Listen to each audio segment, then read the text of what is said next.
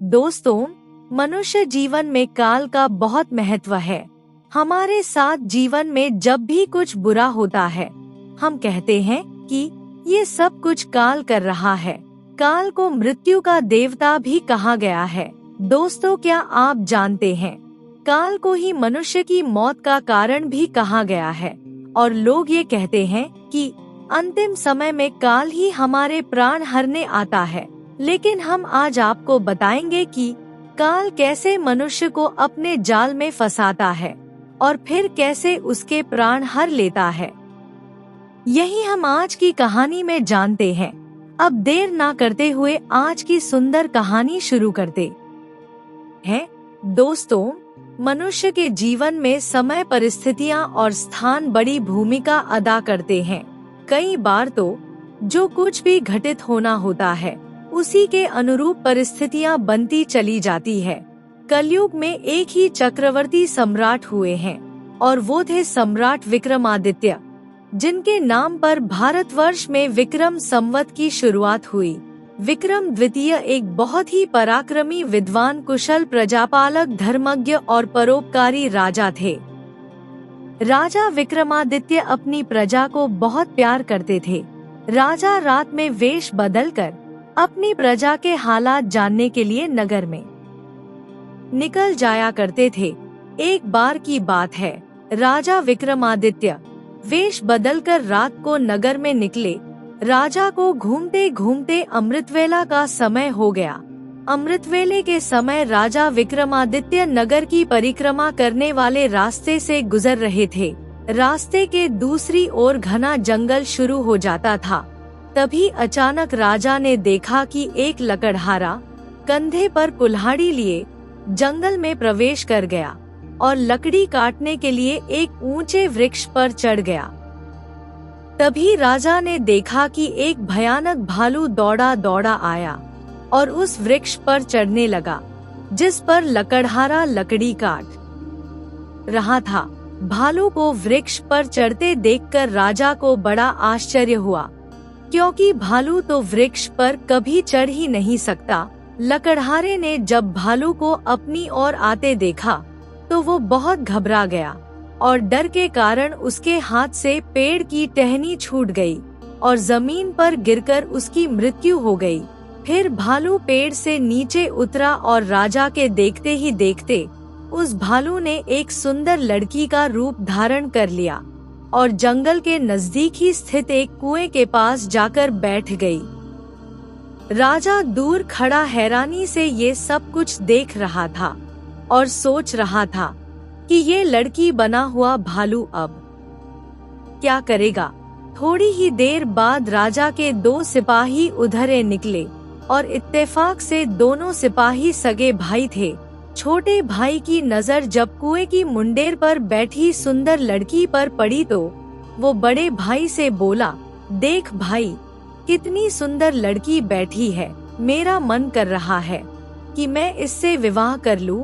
बड़े भाई ने कहा, बड़े भाई के होते हुए छोटा भाई कैसे विवाह कर सकता है। बड़ा होने के कारण पहल मेरी है, इसलिए इससे विवाह तो मैं ही करूँगा। तब छोटे भाई ने कहा, इसे पहले मैंने देखा है, इसलिए इसे विवाह तो मैं ही करूँगा। तब बड़ा भाई बोला कि हम तो व्यर्थ ही झगड़ रहे हैं, क्यों ना हम इस लड़की से ही पूछ ले। ये हम दोनों में से जिसे पसंद करेगी वही इस लड़की से विवाह कर लेगा। ये बात सोचकर दोनों भाई उस लड़की के पास पहुँचे। बड़े भाई ने लड़की से पूछा, हे सुंदरी, आप कौन हो और यहाँ इस जंगल में क्या कर रही हो। वो लड़की बोली, मैं पास ही के गांव में रहती हूँ और अपने पति की तलाश में निकली हूँ। लड़की की बात सुनकर छोटे भाई ने पूछा, तुम्हारा पति कहाँ है? तुम चाहो तो उसे ढूंढने में हम तुम्हारी मदद कर सकते हैं। तब वो लड़की बोली, अभी तो मैं कुंवारी हूँ और किसी योग्य वर की तलाश में निकली हूँ। तब छोटा भाई बोला, हम दोनों भाई भी अभी कुंवारे हैं। अगर तुम चाहो तो हम में से किसी एक से शादी कर सकती हो। लड़की ने कहा, मैं तुम दोनों में से उससे विवाह करूंगी। जो अधिक बहादुर होगा। इतना सुनते ही दोनों भाई स्वयं को एक दूसरे से श्रेष्ठ सिद्ध करने की इच्छा रखते हुए आपस में लड़ाई करने लगे। लड़ते लड़ते दोनों भाइयों ने तलवारें निकाली और एक दूसरे के पेट में घुसेड़ दी। इस प्रकार तड़प तड़प कर दोनों भाइयों ने अपने प्राण त्याग दिए। ये देखकर वो लड़की जोर से हंसी और उठकर दूसरी दिशा की तरफ चल पड़ी। ये लड़की अब क्या करेगी, ऐसा सोचते हुए राजा विक्रमादित्य भी थोड़ी दूरी रखते हुए उस लड़की के पीछे पीछे चलने लगा। अब तक सुबह का समय भी हो गया था और सूर्य भी निकल आया था, परंतु राजा विक्रमादित्य एक भालू के पेड़ पर चढ़ना और फिर एक सुंदर लड़की का रूप बदलने की विचित्र घटना अपनी आंखों से देखकर अपनी सुध बुध खो बैठे थे। उन्हें अपनी भूख प्यास और राजपाट के विषय में भी कुछ ध्यान ना रहा। राजा को ध्यान रहा तो केवल उस रहस्यम सुंदर लड़की के विषय में जानने की जिज्ञासा।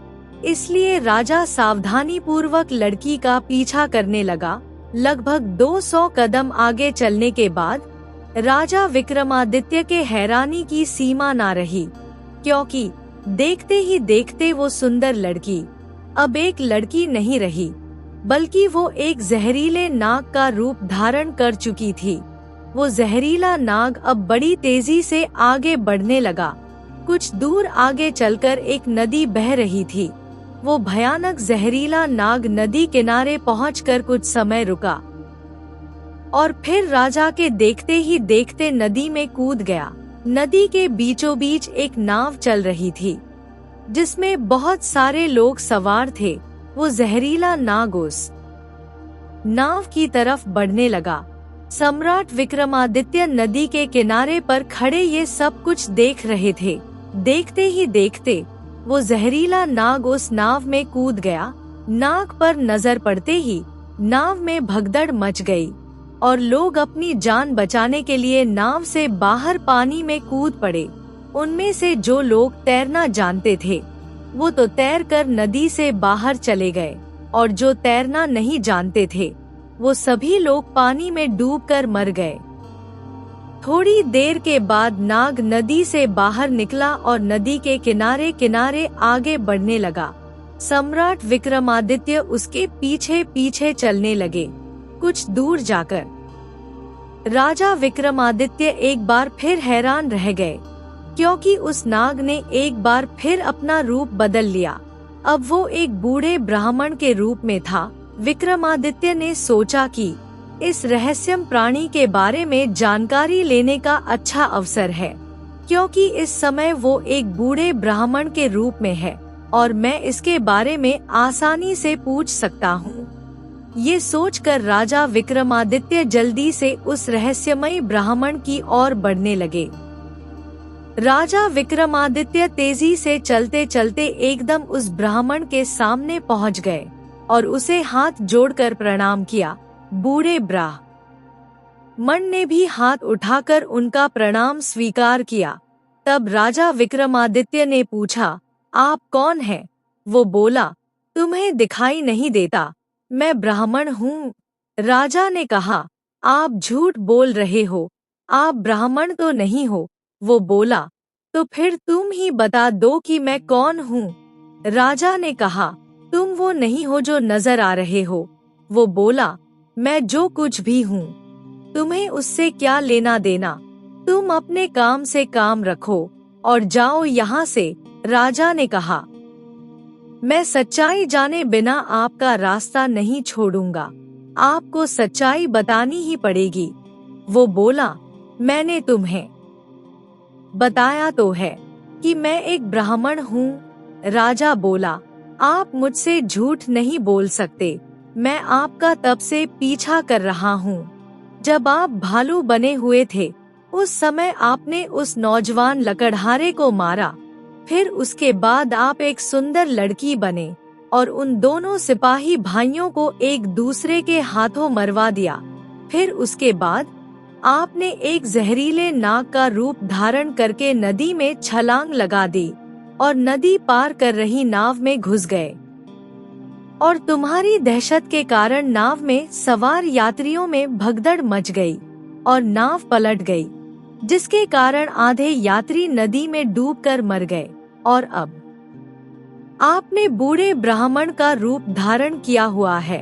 अब सीधी तरह से सच सच बता दो, आप कौन हो? वो बोला, यदि ना बताऊं तो। उसकी बात सुनकर राजा ने अपनी तलवार निकाल ली और बोले, तो फिर मरने के लिए तैयार हो जाओ।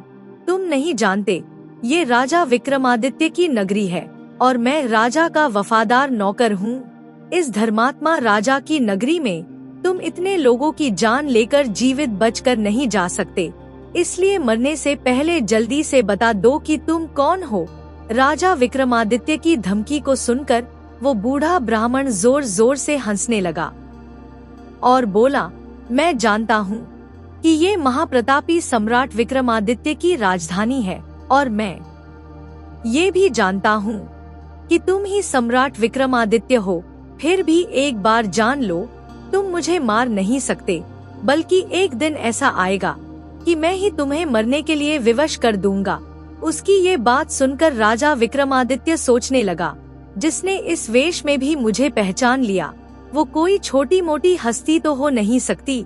इसलिए राजा विनम्र होकर बोले, अब आपने मुझे पहचान ही लिया है, तो कृपया आप बताएं कि आप असल में कौन हो। तब बूढ़े ब्राह्मण ने कहा, बिना मेरी सच्चाई जाने तुम मानोगे नहीं, इसलिए मुझे बताना ही पड़ेगा कि मैं कौन हूँ।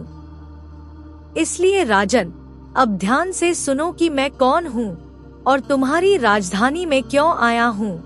तब उस बूढ़े ब्राह्मण ने बताना शुरू किया, हे राजन, जो कुछ भी मैं बताऊंगा उसका एक एक शब्द ध्यान से सुनना। मेरा नाम काल है। तुम जानते हो कि इस संसार में जितने भी मनुष्य जन्म लेते हैं उनकी मृत्यु निश्चित है, इसलिए संसार को मृत्यु लोक भी कहा जाता है। जब मनुष्य माता के गर्भ में आता है तो उसके पूर्णांग बनने के बाद आत्मा उसमें प्रवेश करती है, अर्थात फिर वो संजीव हो उठता है। मनुष्य के जन्म से पहले ही उसकी मृत्यु का समय, जगह और हालात, मतलब मृत्यु किस प्रकार से होगी, ये भी विधाता की ओर से निश्चित कर दिया जाता है। राजन, तुम ये भी जानते हो कि दुनिया के हर मनुष्य के जन्म मरण का लेखा जोखा चित्रगुप्त के पास है। जब भी किसी मनुष्य की मृत्यु का समय आता है तो वो धर्मराज को सूचित करते हैं। तब धर्मराज मुझे अर्थात काल को आज्ञा देते हैं। तब मैं मृत्यु लोक अर्थात पृथ्वी पर आता हूँ। ये पता होता है कि किस समय, किस जगह पर और किस हालत में मनुष्य की मृत्यु होगी। मैं उस मनुष्य को निश्चित समय पर उस निश्चित जगह पर लेकर जाता हूँ, अर्थात पहुँचा देता हूँ जहाँ पर उसकी मृत्यु लिखी होती है। मैं उस स्थान पर वैसे ही परिस्थितियाँ अर्थात हालात बना देता हूँ। उस लकड़हारे को मैंने नहीं मारा। राजा विक्रमादित्य बोले, तुम फिर झूठ बोल रहे हो। मैंने स्वयं अपनी आंखों से देखा है कि उस लकड़हारे की मृत्यु का कारण तुम ही थे। बूढ़े ब्राह्मण ने कहा, बेशक कारण मैं बना था, लेकिन सांसारिक लोग तो यही समझते हैं कि लकड़हारे की मृत्यु वृक्ष से गिरकर वृक्ष की टहनी टूटने के कारण हुई, और फिर मुझे तो मृत्यु देव धर्मराज के आदेश का पालन करना ही पड़ता है।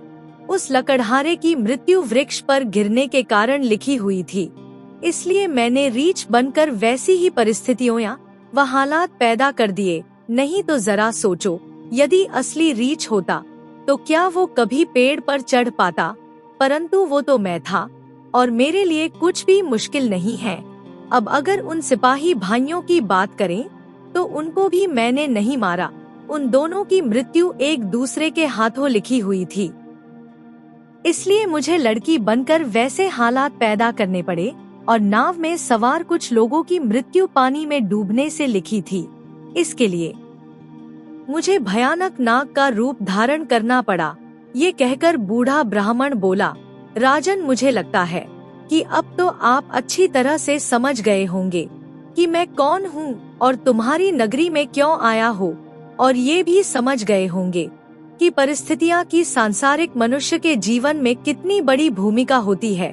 सम्राट विक्रमादित्य ने बूढ़े ब्राह्मण रूपी काल की बात बड़े ध्यान से सुनी और गंभीर हो गए। फिर काल ने कहा, हे राजन, अब मैं चलता हूँ। राजा विक्रमादित्य बोले, हे काल देव, आपने मुझे बहुत अच्छी जानकारी दी है, जिसके लिए मैं आपका बहुत आभार व्यक्त करता हूँ। कृपया जाने से पहले मेरे एक और प्रश्न का उत्तर देते जाइए। काल देव बोला, पूछो राजन, क्या पूछना चाहते हो? जल्दी पूछो, मेरे पास इतना समय नहीं है। राजा विक्रमादित्य बोले, कृपा करके मुझे ये बताइए कि मेरी मृत्यु कब, किस स्थान पर और किस प्रकार से होगी? काल देव ने कहा, हे राजन, ये मैं आपको जरूर बता सकता हूँ कि तुम्हारी मृत्यु कहाँ और किस प्रकार से होगी, परंतु ये नहीं बता सकता कि तुम्हारी मृत्यु कब होगी।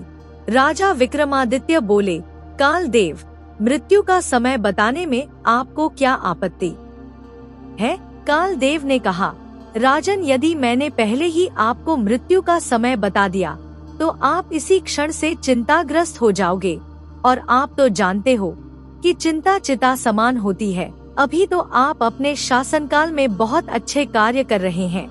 राजा विक्रमादित्य ने कहा, चलो, समय ना सही, ये तो बता दो कि मेरी मृत्यु कहाँ और कैसे होगी। काल देव ने कहा, राजन, तुम्हारी मृत्यु तुम्हारे ही महल में सीढ़ियों पर से पांव फिसल कर गिरने के कारण से होगी। ये बात सम्राट विक्रमादित्य को बताकर बूढ़ा ब्राह्मण रूपी काल देव जल्दी से एक दिशा की ओर चल पड़े और कुछ दूर जाकर गायब हो गए। उस वक्त तक सूर्य भगवान भी पूर्ण रूप से अस्त हो चुके थे। चारों तरफ अंधेरा हो गया था। राजा विक्रमादित्य अब तक शारीरिक और मानसिक रूप से बहुत थक चुके थे, इसलिए मन में गहरी सोच लिए हुए तेज कदमों से अपने महल की तरफ चल दिए। और दोस्तों, आगे चलकर सचमुच ऐसा ही हुआ। राजा विक्रमादित्य की मृत्यु महल की सीढ़ियां से फिसलकर गिरने से ही हुई थी। दोस्तों, इस कहानी से हमें पता चलता है कि मनुष्य का वक्त पहले से ही तय होता है, उसे कोई बदल नहीं सकता। जिस दिन मनुष्य जन्म लेता है उसी दिन उसकी मृत्यु का समय लिख दिया जाता है, और ये भी लिख दिया जाता है कि किस जगह उसकी मृत्यु होगी और कैसे होगी। काल उस मनुष्य को अपने आप उस जगह पर जाता है जहां उसका समय लिखा होता है। मनुष्य चाहे जितना भी भागने की कोशिश कर ले, मनुष्य की मृत्यु टल नहीं सकती। यही कुदरत का नियम है। जिसने जन्म लिया है उसकी मृत्यु भी जरूर होगी। इसलिए अपना अंतिम समय आने से पहले गुरु के कहे अनुसार भक्ति जरूर पूरी कर लेनी चाहिए, ताकि अंत समय कोई तकलीफ ना हो और आत्मा खुशी खुशी अपने घर जा सके। दोस्तों, आज की कहानी हमको बहुत कुछ सिखाती है। हमें इस कहानी से प्रेरणा लेनी चाहिए। दोस्तों, अगर आपको कहानी अच्छी लगी हो तो लाइक, कमेंट और शेयर जरूर करें, और चैनल को सब्सक्राइब करना ना भूले। आपके बेशुमार प्यार लिए बहुत बहुत धन्यवाद। वाहेगुरु जी का खालसा, वाहेगुरु जी की फतेह।